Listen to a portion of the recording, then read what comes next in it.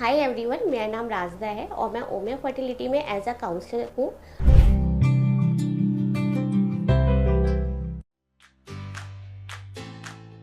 Subscribe to Omia Fertility and press the bell icon to never miss an update. कुछ questions होते हैं patient के कि ma'am IVF painful होता है या फिर उसमें मैम कितने इंजेक्शंस लगते हैं, मैं आफ्टर ये जॉब कंटिन्यू कर सकती हूँ, मैं जॉब करती हूँ तो मैं आगे जॉब कंटिन्यू कर सकती हूँ। तो बहुत सारे क्वेरीज होते हैं, क्वेश्चंस होते हैं पेशेंट के, तो फिर उनके आंसर आज हम डॉक्टर सीमा बजाज से जानते हैं।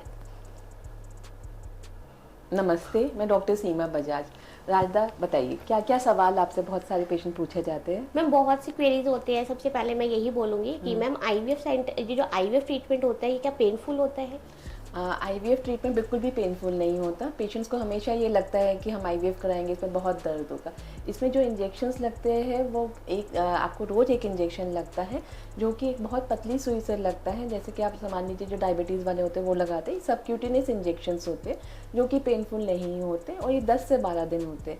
उसके बाद जब आपके एग्स रेडी हो जाते हैं उनको अंडर एनेस्थीसिया निकाला जाता है, जिसमें आपको पता नहीं चलेगा। ये अल्ट्रासाउंड गाइडेड एक प्रोसीजर होता है, तो आपको इसमें पेन नहीं होता और ये पेनफुल नहीं है। एक बच्चे के लिए आप अगर 10-12 दिन एक इंजेक्शन ले लेंगे तो वो एक बच्चा ना होने से ज़्यादा कष्ट होता है और इंजेक्शन से बिल्कुल कष्ट नहीं होता। आप ये मत सोचिए कि हाँ ये पेनफुल एक प्रोसीजर है। नहीं, आईवीएफ बिल्कुल एक पेनफुल प्रोसीजर नहीं होता। ठीक है। तो मैम इसके अलावा जो क्वेरीज आती है कि ठीक है, अगर आफ्टर एम्ब्रियो ट्रांसफ़र मैं बाहर जा सकती हूँ, जॉब कर सकती हूँ, कंटिन्यू कर सकती हूँ? बहुत लोगों के मिथ होता है कि हमने आईवीएफ कराया, उसके बाद हमने ट्रांसफ़र कराया, अब हम कुछ नहीं करेंगे, हम बिस्तर पे बिल्कुल सीधे लेटे रहेंगे, हम हिलेंगे नहीं। जब एम्ब्रियो एक ट्रांसफ़र होता है तो वो बहुत जल्दी ही आपकी लाइनिंग में चिपक जाता है और वो ऐसा नहीं होता कि आपके मूवमेंट से हिल जाएगा। तो आप अपना 2 दिन का रेस्ट करने के बाद जॉब ज्वाइन कर सकते हैं, अपनी रूटीन एक्टिविटीज़ कर सकते हैं। बहुत सारा हेवी वर्क नहीं करना होता। रूटीन एक्टिविटीज़ मतलब आप अपने जॉब जा सकते हैं, बहुत लंबी ड्राइव पे नहीं जाएंगे। रूटीन एक्टिविटीज़ आप अपने घर में हल्का फुल्का काम कर सकते हैं, जॉब को कंटिन्यू कर सकते हैं। स्ट्रेस नहीं लेना सबसे इंपॉर्टेंट पार्ट होता है किसी भी प्रोसीजर के लिए, कि आपको अपने दिमाग में इसको एक बोझ की तरह नहीं लेना। एक नेचुरल प्रेगनेंसी जैसा है, जो एम्ब्रियो आपके अंदर डला है वो अपने आप ही एक ग्रो करता है। जो दवाइयाँ होती है वो उसकी एक सपोर्ट के लिए होती है। तो आप ये मत सोचिए कि हाँ पता नहीं क्या हो जाएगा मुझे, अगर मैं हिलूंगी तो बच्चा निकल जाएगा या वो एम्ब्रियो नहीं चिपकेगा, ऐसा नहीं है बिल्कुल। तो आप अपना रूटीन काम कर सकते हैं, आप अपनी एक अच्छी डाइट लीजिए, बैलेंस डाइट। तो लोगों को ये मिथ हो रहा होता है कि नहीं नहीं भाई मैं कुछ नहीं करना, 15 दिन लेटूंगी, उसके बाद अगर बाई चांस आपका रिजल्ट नहीं आता तो आप एकदम शैटर्ड हो जाते हैं। तो आप ऐसे एक रूटीन प्रोसीजर की तरह लीजिए, रूटीन कार्य कीजिए, वो ज़्यादा आपके लिए फ़ायदेमंद रहेगा। उसमें ज़्यादा चांसेस रहेंगे आपके इम्प्लांटेशन होने के या आपकी प्रेगनेंसी होने के। ओके। और इसके अलावा अभी जो ज़्यादातर क्वेरीज ये आ रही है मेरे पास कि आईवीएफ ट्रीटमेंट 100% गारंटेड सक्सेसफुल है? आईवीएफ कभी भी 100% गारंटी नहीं हो सकता। ये एक बहुत ही गलत धारणा है कि नेचुरली जब भी आप कोई हस्बैंड वाइफ आपस में कांटेक्ट में रहते हैं तो हर महीने प्रेगनेंसी नहीं होती और हमेशा प्रेगनेंसी नहीं होती। आईवीएफ में किस क्वालिटी के आपके एग्स है, स्पर्म्स कैसे हैं, कैसा एम्ब्रियो बना है ना, और कैसे वो आपकी बॉडी में इम्प्लांट होगा, कैसे चिपकेगा, आपकी लाइनिंग कैसी, इस सब फैक्टर्स पे डिपेंड करता है। गारंटी कोई भी चीज़ की नहीं होती। गारंटी शब्द जो भी इस्तेमाल होता है इसमें वो बहुत गलत है, क्योंकि एक हर चीज़ का एक सक्सेस रेट होता है कि आपने कैसा एग बन गया, कैसा एम्ब्रियो बन के आपका कैसे इम्प्लांट हुआ। उसके बाद प्रेगनेंसी होने के बाद भी हार्ट बीट कब आएगी, उसके बाद ही आप कह पाते हो कि आप ठीक से प्रेग्नेंट हो। तो एक आईवीएफ में एक लाइव बर्थ पहले होता है कि आईवीएफ में आपके जो एम्ब्रियोज बने वो किस क्वालिटी के, वो इम्प्लांट हो गए, उसके बाद उसकी हार्ट बीट और एक हेल्दी बेबी का जन्म, ये सब एक प्रोसीजर है। तो गारंटी कोई भी इस चीज़ में नहीं है। हाँ, इसमें चांसेस अच्छे होते हैं अगर आप यंग है, आपका स्पर्म काउंट अच्छा है, आपके अच्छे एम्ब्रियोज बने, आपकी लाइनिंग अच्छी, तो बहुत अच्छे चांसेस रहते हैं कि आप प्रेग्नेंट हो जाए। ठीक है। एंड नेक्स्ट क्वेश्चन मेरा ये है कि अभी जैसे लास्ट एक क्वेरी आई थी, जो लेडी है वो 21 की है बट शादी को 3 साल हो गए हैं, तो फिर वो आईवीएफ करा सकती है? देखिए 21 की एज से ज़्यादा इम्पोर्टेंट है किस फैक्टर से उसको बच्चा नहीं हो रहा है, क्या कारण है। तो पहले सारे उसके टेस्ट होंगे जिसमें उसके ब्लड टेस्ट होते हैं। पहले ये कारण जानना है कि हस्बैंड में दिक्कत है कि वाइफ में दिक्कत है। हस्बैंड के लिए एक टेस्ट होता है जिसको कहते हैं सीमन एनालिसिस, जिसमें पता चलेगा कि उनके शुक्राणु कैसे हैं, कितना नंबर है शुक्राणु का, कितने मिलियंस में है, क्या उनकी मोटिलिटी है, क्या मॉर्फोलॉजी है। उसके बाद फीमेल्स के कुछ टेस्ट होते हैं जो कि एक नॉर्मल हार्मोनल टेस्ट होते हैं, और इसमें पता चलेगा कि जिसमें AMH एक टेस्ट होता है, पता चलता है कि आपके अंडे कितने हैं, किस नंबर में है। उसके बाद आपका ट्यूब्स का टेस्ट होता है। ये सब टेस्ट होने के बाद ही बता पाएंगे कि उनका आगे किस प्रोसीजर से बच्चा होना चाहिए। ऐसा नहीं है कि स्ट्रेट फॉरवर्ड IVF होगा। आप पहले सारे टेस्ट कराएंगे, उसके बाद ये डिसाइड होगा कि आपका कौन सा मेथड आपके लिए ठीक है। जिन पेशेंट्स की ट्यूब ओपन होती है उनमें आप IUI भी कर सकते हैं। किसी भी पेशेंट की एज के साथ उसके फैक्टर्स, किस फैक्टर से इनफर्टिलिटी है, क्या कारण है, ये जानना ज़रूरी है। उस कारण को जानने के बाद ही उसका ट्रीटमेंट हो सकता है।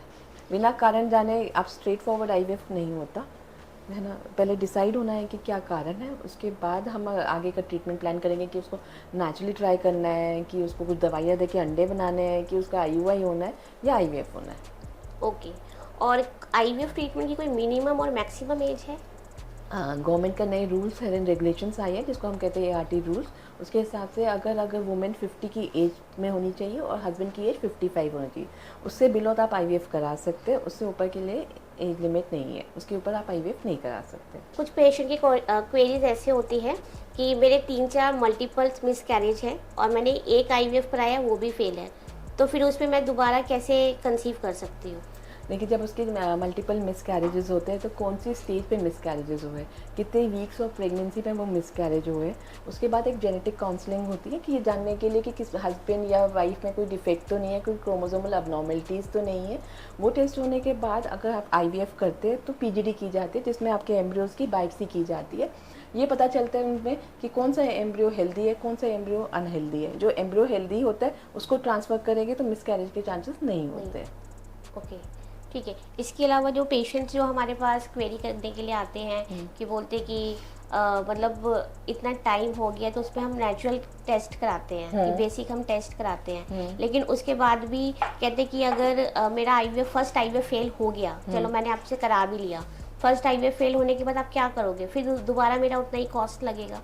अगर आपका फर्स्ट IVF फेल हो जाता है और आपके एम्ब्रियोज अगर एक्स्ट्रा पड़े होते हैं जिसको हम फ्रीज करके रखते हैं तो उनको यूज़ कर सकते हैं। इससे पहले ये जानने की कोशिश करेंगे कि फर्स्ट IVF क्यों फेल हो गया है। तो कुछ आपकी लाइनिंग में इशू है या आपको हिस्ट्रोस्कोपी एडवाइस करेंगे कि क्या इशू है, कि क्या वजह हो गई, या आपके एम्ब्रियोज की क्वालिटी अच्छी नहीं है ना। अगर आपका फर्स्ट IVF फेल हो गया तो पहले उसका कारण जानने की कोशिश करेंगे कि क्या कारण की वजह है, उस कारण की कोई रेमेडी है या उसको हम कुछ रेक्टिफाई कर सकते हैं तो वो करेंगे। उसके बाद सेकेंड एम्ब्रियो ट्रांसफ़र करेंगे। ओके। और पेशेंट की क्वेरी ये है कि लैप्रोस्कोपी मुझे मैम ने एडवाइस करी है क्योंकि मेरी ट्यूब्स ब्लॉक है, तो मैं लैप्रोस्कोपी कराऊँ या मैं IVF कराऊँ? देखिए, डिपेंड करता है कि आपकी ट्यूब्स कौन सी जगह से ब्लॉक है, आपकी क्या एज है।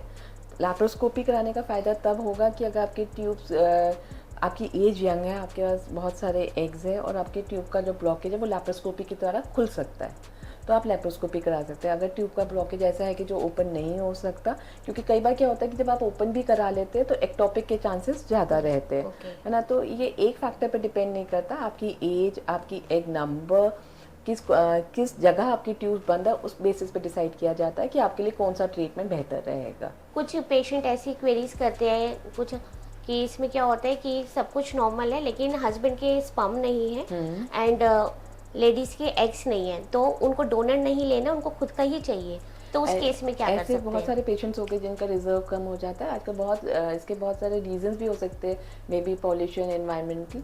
तो इसके लिए क्या होता है, PRP किया जाता है जिसमें कि आपका ब्लड लेके आपका प्लाज्मा को अलग किया जाता है और वो ओवरीज में डाला जाता है, इंजेक्ट किया जाता है, जिससे कि आपकी ओवरीज में सेल की ग्रोथ ज़्यादा होते हैं या फॉलिकल बनने के चांसेस ज़्यादा होते हैं।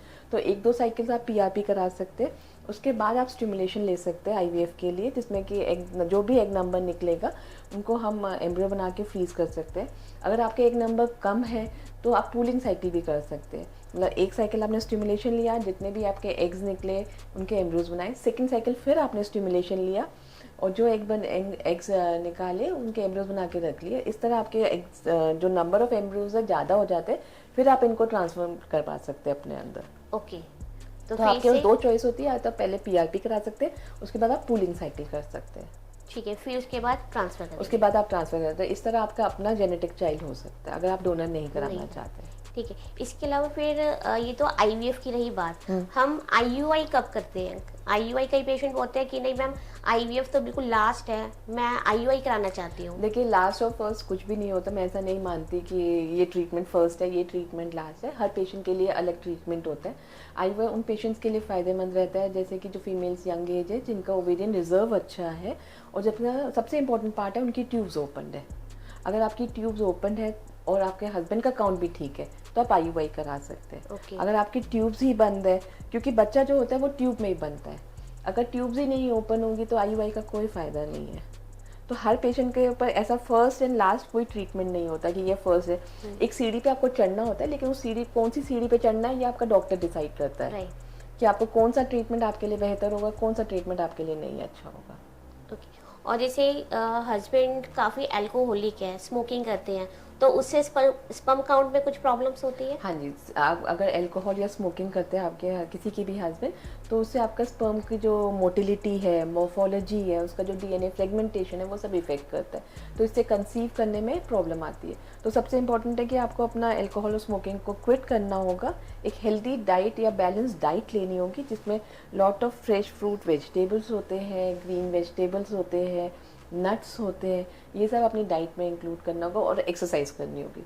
कोई भी हैवी एक्सरसाइज नहीं होती, एक रूटीन एक्सरसाइज होगी, चाहे वो योगा हो, चाहे वो वॉकिंग हो, ये सब इंकल्ट्रेट करनी होगी अपने रूटीन में।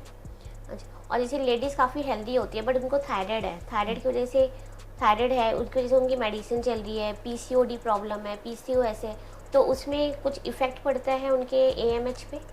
एएमएच पे देखिए, जो दोनों अलग अलग हार्मोन्स है। थायराइड एक अलग हार्मोन है, पीसीओडी एक अलग की चीज़ है।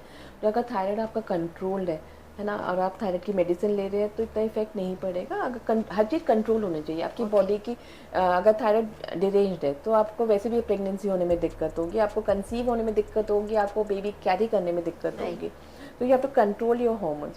पीसीओडी एक अलग तरह का होता है जिसमें बहुत सारे फॉलिकल्स होते हैं, तो ऐसी फीमेल्स कई बार ओवुलेट नहीं कर रही होती। तो अगर आप ट्रीटमेंट लेंगे उसके लिए तो आप कंसीव कर सकते हैं। ऐसा नहीं है कि मेरे को ये दिक्कत है मैं कंसीव नहीं करूँगी। चीज़ें रेक्टिफाई हो सकती है, उसका सही ट्रीटमेंट होना चाहिए। ओके। सबसे इम्पोर्टेंट कि आईवीएफ ट्रीटमेंट ले रहे हैं तो उसमें स्ट्रेस लेवल फ्री होना चाहिए या फिर कैसे? स्ट्रेस लेवल तो फ्री होना चाहिए। देखिए, stress is the most important, जो आपकी हर चीज़ को इफेक्ट करता है, चाहे वो आपके स्पर्म्स हो, चाहे वो आपके एग्स हो, चाहे वो आपकी प्रेगनेंसी हो। तो अब ये कहना बहुत आसान है मेरे लिए कि हाँ आप स्ट्रेस मत लीजिए, लेकिन ऐसा कोई कर नहीं पाता आजकल के टाइम में, या इतनी वर्किंग एनवायरनमेंट में, या जिस जगह हम रहते हैं। तो कोशिश कर सकते हैं, चाहे आप अपनी फ्रेंड से बात कीजिए, आपको जो भी चीज़ अच्छी लगती है जिससे आपको लगता है आपका स्ट्रेस लेवल कम हो सकता है, आप वो कीजिए। चाहे वो योगा हो जाए, चाहे वो मेडिटेशन हो जाए, चाहे वो आपकी अपनी फ्रेंड से बात हो जाए, चाहे वो वॉकिंग हो जाए। तो ऐसा कुछ भी अपनी रूटीन में लाएंगे जिससे आपका माइंड डाइवर्ट हो जाएगा, आपको बार बार वही चीज़ याद नहीं रहेगी, तो आपका स्ट्रेस कम होगा, तो आप नेचुरली या किसी भी मेथड से कंसीव कर सकते हैं। Okay, thank you. मेरी जो क्वेरी थी आपने उसको बहुत अच्छे से आंसर्स किया, तो मैं आगे और अच्छे से पेशेंट को काउंसिल कर पाऊंगी। आई thank you hope so much. हमारी ये बातचीत हर पेशेंट को फ़ायदेमंद देगी, और उनको समझ आएगा कि बहुत सारी फैक्टर्स होते हैं जो हम अपने लाइफस्टाइल में चेंजेस कर सकते हैं, जिसकी वजह से प्रेगनेंसी नहीं हो रही थी उनको।